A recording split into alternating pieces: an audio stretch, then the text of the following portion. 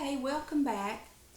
We took a little break. We had to ride out and see about the construction on our home that we're having built. But in the meantime, my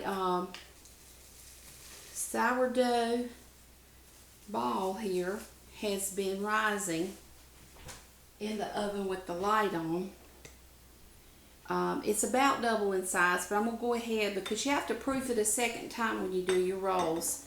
So just pull it out of the oven, turn your light off of course, and then I have put some spray Pam in the bottom of my baking dish, and it's always good to use a seasoned dish that you're used to, and then just go ahead and get the dough out of your bowl onto a cutting board. And I usually just round it up a little bit because we're going to go ahead and start the process of making our yeast rolls. So kind of get it in a ball like this. And then I don't really have a really good knife with me here in the rental. So right now I just have a pie spatula scooper. So anyway, you cut crosswise all the way across your dough the best you can. Okay, and then you make like a quarter each. Cut it again across this way, making a quarter size of your dough.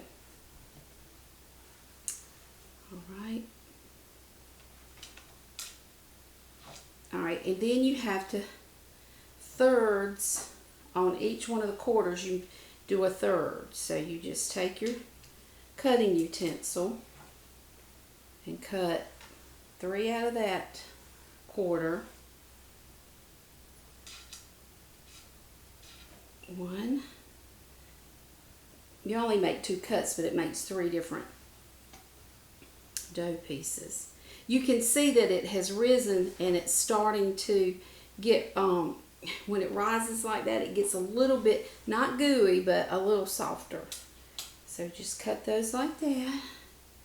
And you end up with 12 pretty good size yeast rolls. All right. And then you pull up your first one that you're going to work with, as so. All right. And you just turn in to the bottom.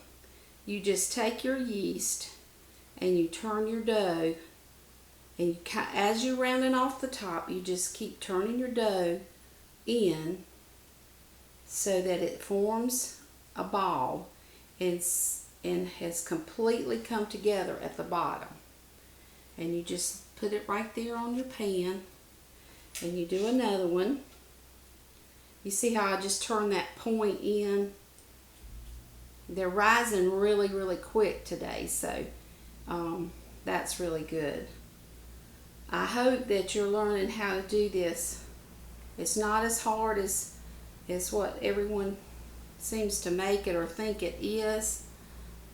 Okay, and some of them, you can use your digital measure and measure out each one to make sure you have the same exact size roll, which I do, but just for showing you, I'm just going to make them up because it won't matter if one's bigger than the other one. They get eaten no matter what. So, okay, and just turn it in, fold it in. All right, I'm going to continue the fold-in process on the rest of my dough. And I'll have 12 rolls when I finish. And once they're finished into a little ball, every one of them, when I have 12, I'll spray the top with some more Pam or any kind of spray. You could actually melt butter and spread that over there, but don't put a lot because they've got to rise again, what they call proofing. So whenever you get these all rolled up, spray the top, and then take a piece of your saran wrap and cover them over and let them rise till double their size. And once they're double in size, turn your oven on 350 degrees Fahrenheit, and you bake them for 30 minutes. When the tops of the rolls are golden brown, if your oven's like mine, it only takes 30 minutes, but it might take a few more on yours.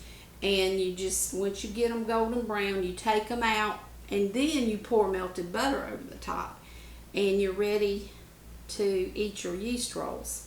And I'll have to say, wait just a few minutes when they come out, if you can wait that long. But one of the things that I love about making these, it makes your home just smell so yummy. And then once they're done, everybody's standing in line to get a hold of a yeast roll. And I like to store mine, so I let them cool if they aren't eaten.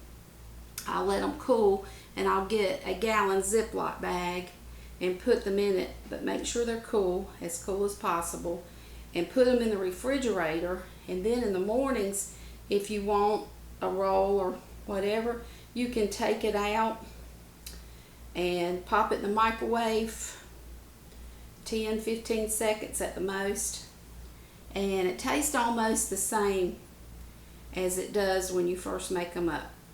So happy baking, and I wish you all the luck with your wonderful sourdough rolls.